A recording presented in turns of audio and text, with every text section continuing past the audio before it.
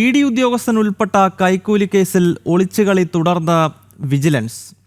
കള്ളപ്പണ കേസിന്റെ വിശദാംശങ്ങൾ ഇ ഡി കൈമാറിയിട്ടും കൈക്കൂലി കേസിലെ റിപ്പോർട്ട് ഇ ഡിക്ക് കൈമാറാതെ വിജിലൻസ്.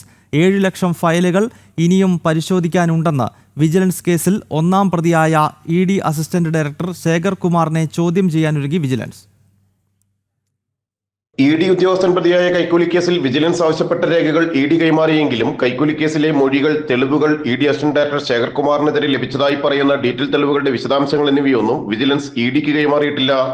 ആഭ്യന്തര അന്വേഷണത്തിന്റെ ഭാഗമായിരുന്നു ഈ വിവരങ്ങൾ ഇ ഡി വിജിലൻസിനോട് തേടിയിരുന്നത്. ശേഖർ കുമാർ വിജിലൻസ് രജിസ്റ്റർ ചെയ്ത കൈക്കൂലി കേസിൽ പ്രതിയായതിന് പിന്നാലെ ഇ ഡി ആഭ്യന്തര അന്വേഷണ വിഭാഗമായ STF അന്വേഷണം പ്രഖ്യാപിച്ചിരുന്നു.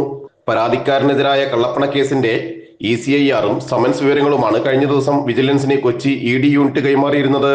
2 ആഴ്ചക്കുള്ളിൽ ചോദ്യം ചെയ്യലിന് ഹാജരാകാൻ മുൻകൂർ ജാമ്യം അനുവദിച്ചുകൊണ്ട് ശേഖർ കുമാറിനോട് ഹൈക്കോടതി നിർദ്ദേശിച്ചിരുന്നു. വൈകാതെ ചോദ്യം ചെയ്യലിന് ഹാജരാകാൻ ആവശ്യപ്പെട്ട് സമൻസ് നൽകും.